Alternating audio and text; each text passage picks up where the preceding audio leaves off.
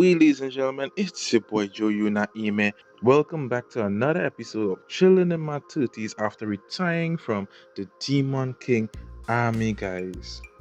I hope you guys actually keeping up with this anime because this anime gets some good fight scene in it and have a real nice storyline, guys. So let's get right into it, guys.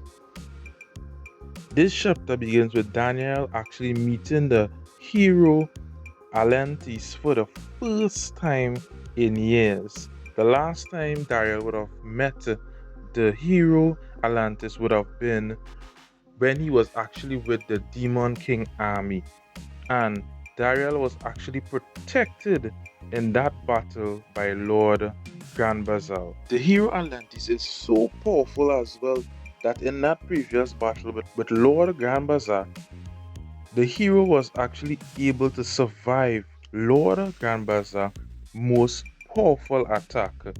Even though the hero was disabled for a little while, he's actually back fully healed and back at 100% of power, guys.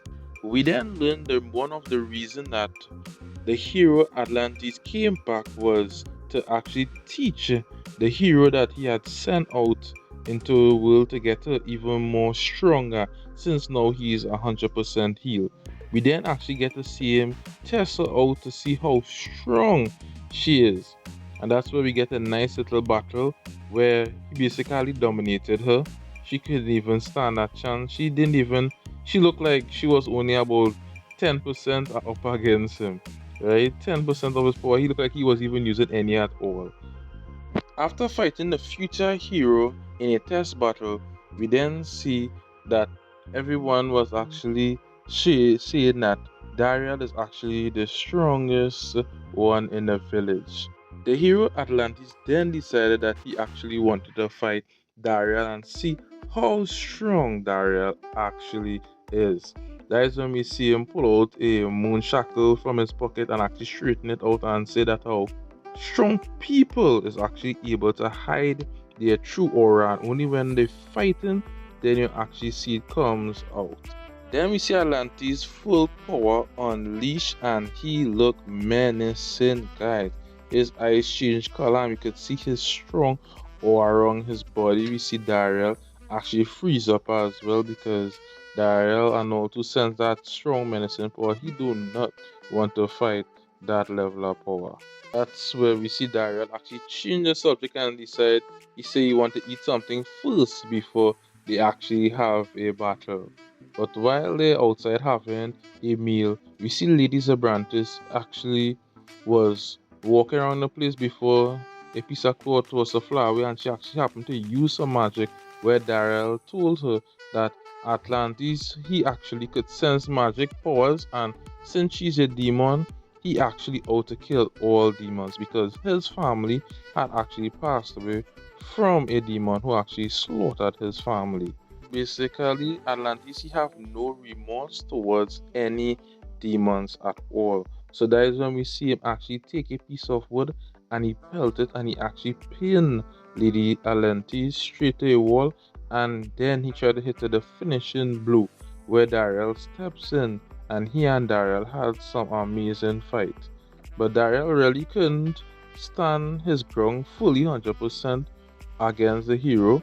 Maybe they decide to actually nerf him down a little bit, but he fight alright, but he didn't was able to overpower the hero. So actually, even though he is the main protagonist and he have all these different abilities and be able to use all the different type of elements, still he was not able to take all down the hero Atlantis, because Atlantis he himself actually have all the different elements as well, as we learned, and not much people have that elements as well, only one per person, etc.